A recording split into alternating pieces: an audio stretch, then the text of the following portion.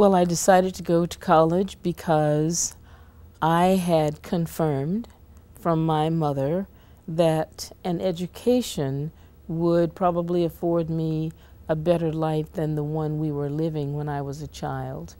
We were sharecroppers in North Carolina, growing tobacco mainly, cotton, corn, peanuts, and soybeans.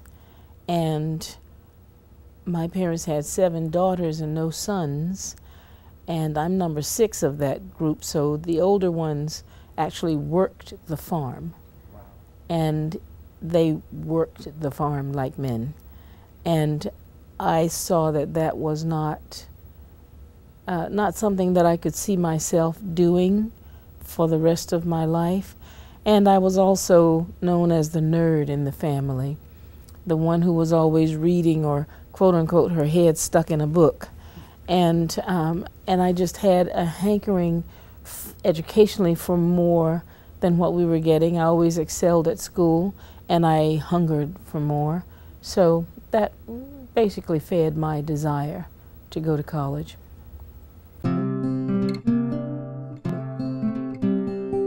I would say I had several motivators, but my mother was the first. My mother had an 8th grade education. She was one of 15 children that her parents had on a neighboring farm, and she was number 6 of the 15.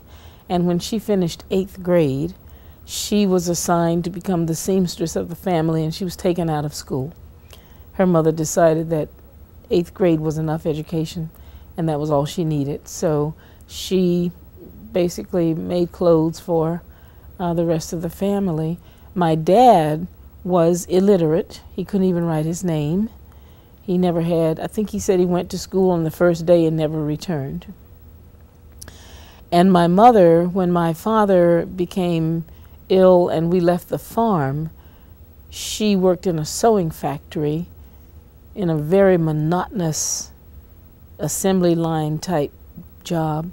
And she kept telling us, her 7 daughters, that life could be better than this, and get your education, get your education. That's the way out. And my father had died when I was 16, and mother worked even harder to made sure we all went to school, and all of us did.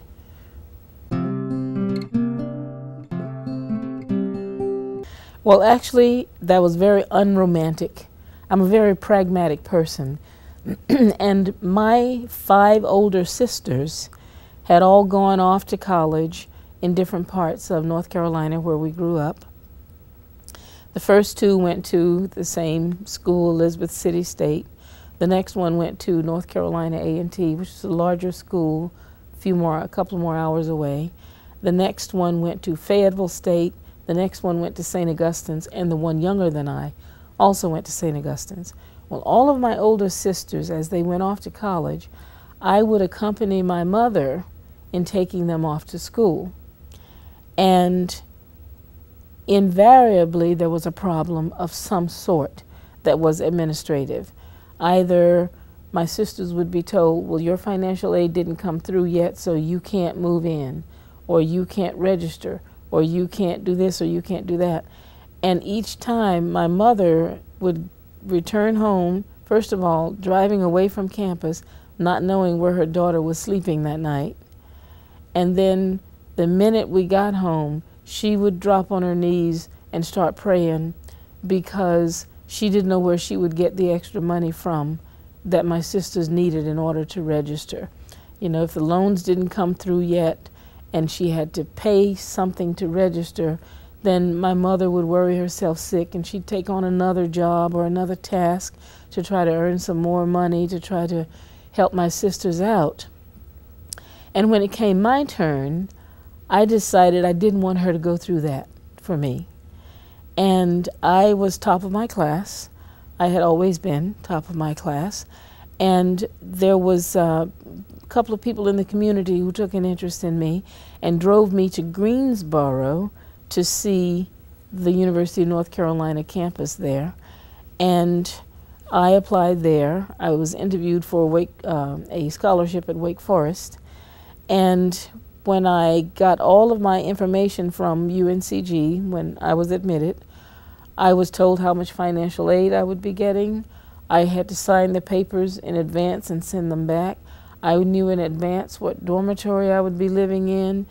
I knew so much more administratively that helped me to organize my life so that there would be no mysteries when Mother drove away from taking me. And so from a very pragmatic standpoint, that's how I decided where I would go to school.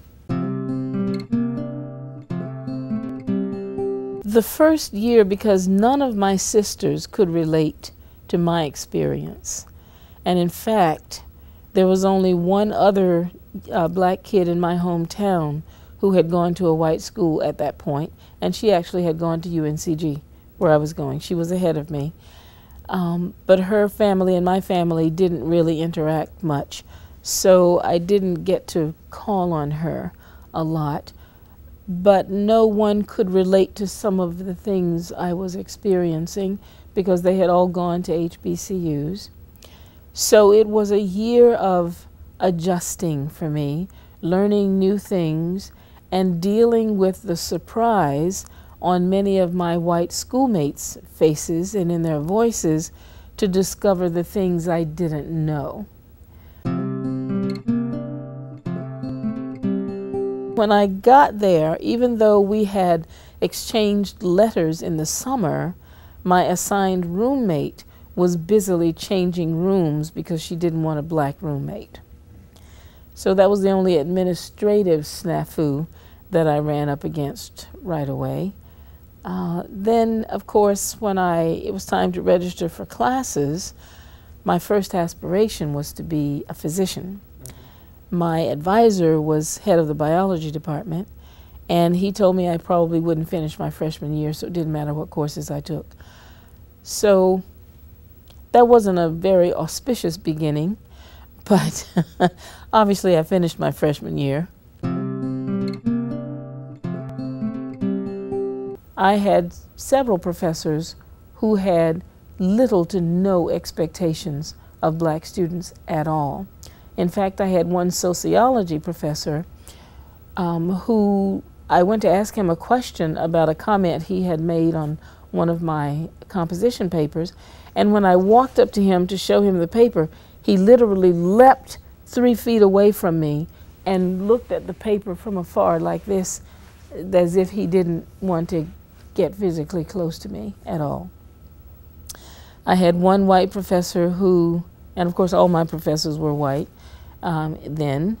There was one black professor, I believe, at that time, but I never had him. Anyway, so I had some experiences with professors who basically had written us off before we got started. The way that I work with and teach students today has a lot to do with my experience, because I think we are who our experiences, what our experiences have been, because it is our experiences that have shaped us.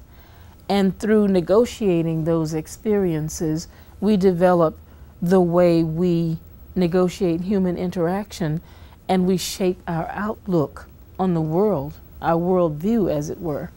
And if you allow yourself to negotiate those relationships with different kinds of people, then you have the luxury of deeper examination of yourself and a greater level of understanding and greater comfort with all different kinds of people. I have done that in my life, and it started when I had that experience in my freshman year. I determined that life had to be richer than any one single group could experience, and I never wanted to engage in self-hate or wishing that I were somebody else, because I was going to wake up with me every morning, and I needed to love me. And so you set out to explore your own limitations and discover, how far can I go with this? How much better can I do that?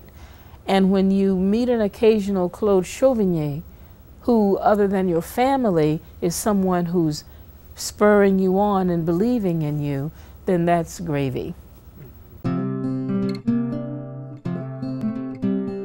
Well, I think that when especially in these formative years, when young people are learning new things about themselves. Sometimes their parents feel estranged. And I would just like to raise the consciousness of new students, particularly first-generation students, who are learning more than their parents learned because their parents didn't have the college experience. And so their parents may feel a kind of chasm develop, seemingly, between them and the first-generation student. Try to understand that. And rather than keep things from your parents, or rather than look negatively on what your parents don't know, share with them the new things that you have learned as much as you can. I know there are some things that you won't share right away and some things you never share. But there are some things that would be good for you to share so that your parents don't feel locked out of this new life that you're forming, and it is a new life. Because if you sever your roots, then you die.